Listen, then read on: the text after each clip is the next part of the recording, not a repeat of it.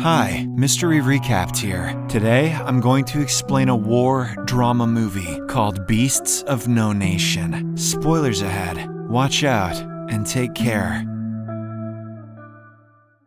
The movie opens in an unspecified country in West Africa, where we see a 12-year-old boy named Agu playing with his friends. He then brings a television frame and offers to sell it to a man, calling it an imaginary TV. He and his friends perform various acts behind the frame, like kung fu and dance. However, the man refuses to purchase such a useless item and sends them away. This disheartens the young boy, but he doesn't give up so easily. Agu approaches a soldier next and starts pitching his imaginary TV as usual. Luckily, the soldier agrees to buy it and offers them food in exchange. Later, we learn that their country is at war, and Agu's village is in a buffer zone protected by peacekeeping forces. His father used to be a teacher, but now he's the sector chief and always allows refugees from surrounding areas to stay on his land. Meanwhile, his mother stays at home and cares for Agu and his siblings, which includes his older brother and little sister. In the evening, as his small family is eating dinner, Dad notices the TV is missing its frame. As a result, Agu immediately flees the house and sleeps outside to avoid punishment. Days later, the villagers learn that the government has collapsed, with military-aligned rebels seizing control of the country. As the rebel forces attack the village, many people flee to the capital for safety. Agu's father also decides to send his family there, while he and his oldest son remain behind. Mom is very unhappy with the decision, as she doesn't want the family to be separated, but Dad manages to convince her, saying that he needs to defend their homeland. The next day, a mass evacuation begins, and many villagers flee to the capital. Agu's father brings his wife and children to the bus station, but the majority of the vehicles are full, and people are desperate. The driver says he can only take the woman and the little girl, so Agu must stay behind. The father argues with him and offers to pay a large sum of money, but the driver refuses. In the end, only the mother and little sister end up leaving, while Agu stays behind with his dad and brother. Days later, the village is caught up in a battle between government forces and rebels. During the shootout, Agu's family and a few other men manage to hide inside a shed while avoiding gunfire. Unfortunately, government troops soon discover their hideout and apprehend them. The soldiers then accuse them of being rebels, which Agu's father denies. He says that he's the sector chief of the village and just stayed behind to protect their land. Unfortunately, the soldiers don't believe them and accuse them of being enemy spies. His father is then shot and killed, and his eldest son also suffers the same fate. The only one who manages to escape is Agu, and he somehow makes it to the jungle. He then wanders the forest alone, eating whatever edibles he can find. After a few days, he gets accidentally caught up in a rebel ambush. As he ponders what to do next, someone hits him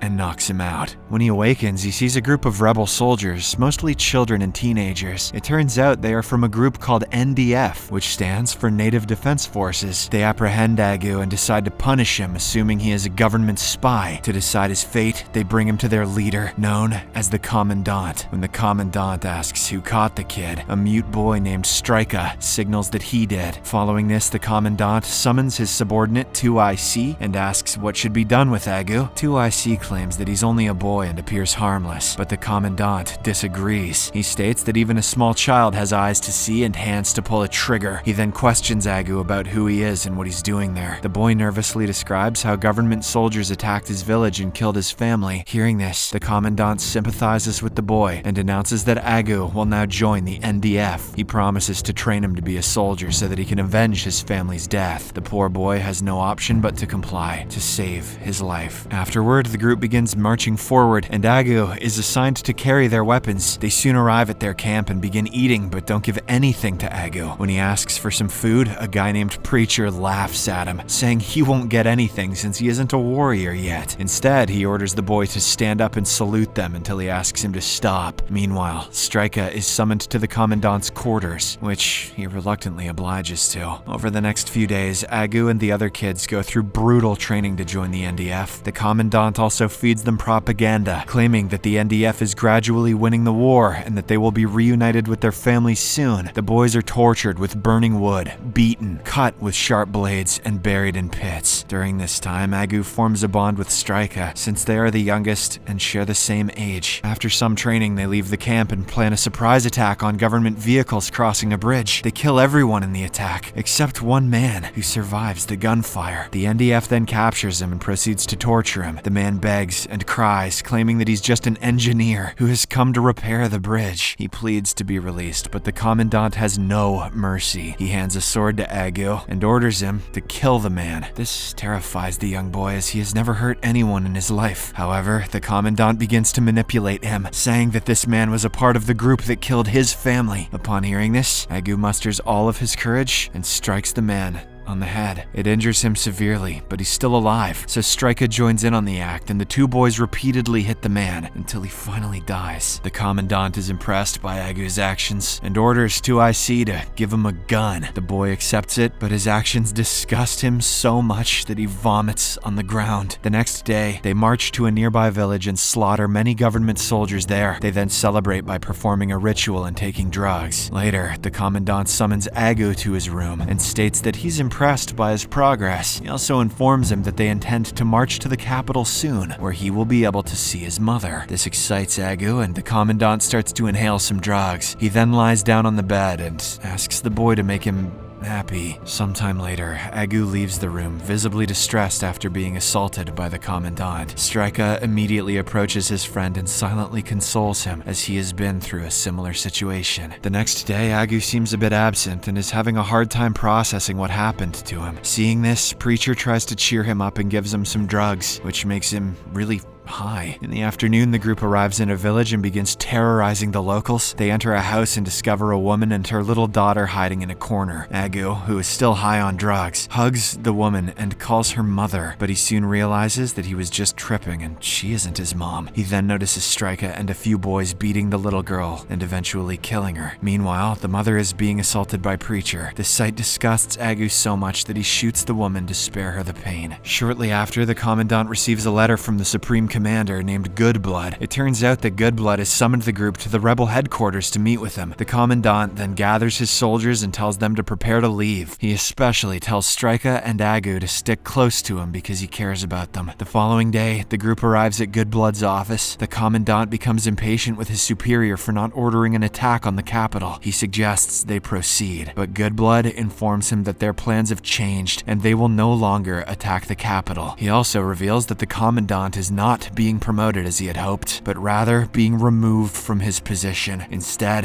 2IC will be the new leader, and the commandant will be assigned to a staff position under him. Hearing this, 2IC tries to thank Goodblood, but the commandant interrupts and orders him to leave. In the evening, he takes his group to a brothel, stating that he wants to celebrate 2IC's promotion. The latter requests permission to leave so he can check on other units, but the commandant refuses. After this, all the soldiers, except Agu and Strika, choose a woman to go to have fun with them. Shortly after, Strika falls asleep while Agu stares at a waitress with interest. Suddenly, they are all startled by a gunshot in another room. The soldiers then bring in 2IC, who has been severely injured by a gunshot. It turns out that a prostitute accidentally shot him while playing with a gun. 2IC accuses the commandant of orchestrating this, but the latter pretends to be innocent. The prostitute who shot 2IC tries to flee, but Agu shoots her. Meanwhile, the brothel owner is also shot by Strika. In the following scene, Agu is seen sniffing narcotics, implying that he has become addicted. He then goes to check on the injured 2IC, who whispers with his last breath that everything they did was for nothing. After 2IC passes away, Agu is left feeling angry and upset. The commandant also pretends to be devastated and expresses how much 2IC meant to him. Afterward, a small funeral is held for 2IC, during which the commandant declares Supreme Commander Goodblood their new enemy. He urges the soldiers to stop waiting for Goodblood's orders and start acting on their own. Later, while they are resting, they are suddenly awakened by a missile attack. During the commotion, many of their soldiers are killed, leaving the group extremely vulnerable. After the gunfire subsides, the group prepares to leave, but Strika is reluctant to move. Agu checks on him and is shocked to discover that he's been shot in the chest. He then carries his friend, hoping they can reach a village to treat his wounds, but shortly after, Strika passes away on his back. Agu is devastated by his death and screams over his body, pleading for him to awaken. However, the other soldiers manage to calm him down and take him away from there. Following this, the remaining members of the group seek refuge in a gold mine, hoping to find gold to pay for supplies. But as time passes, their ammunition runs out, leaving them unable to defend themselves against invading enemy forces. Agu Agu speaks with the commandant about this situation, but the latter tells him how much he cares for him and considers him a son. He then asks Agu to take care of him as a son would take care of his father. As they speak, Preacher arrives and rallies the soldiers to abandon their positions and surrender to the UN. He warns them that if they stay, they will starve to death or be killed. The commandant refuses to let them go, claiming they will die within weeks or be imprisoned. He also states that even if they return to their village, their families won't accept them because of their war crimes. This results in a heated argument between them, and Preacher even points a gun at the commandant. However, the latter is aware that there are no more bullets left. Agu also aims his gun at the commandant, who feels betrayed by his actions. He eventually lets them go, but warns them that they will regret it when they are poor and starving in the middle of nowhere. The soldiers then depart, and as Agu follows them, the commandant looks at him with a hurt expression. Shortly after, the group encounters some official UN soldiers and surrenders to them. Days later, Agu and the young soldiers are sent to a missionary school in a safe part of the country. However, due to the long war, Agu feels uneasy in the peaceful environment and is unable to fit in with the other children. He suffers from drug withdrawal and frequently has nightmares about his past. Meanwhile, Preacher is also having trouble adjusting and believes the commandant was correct. He eventually runs away from the school to rejoin the war. In the final scene, Agu talks to a school counselor who tries to get him to open up. Agu responds that he has done some terrible things but refuses to go into detail. He is afraid that she won't understand him and will think of him as some kind of beast. So,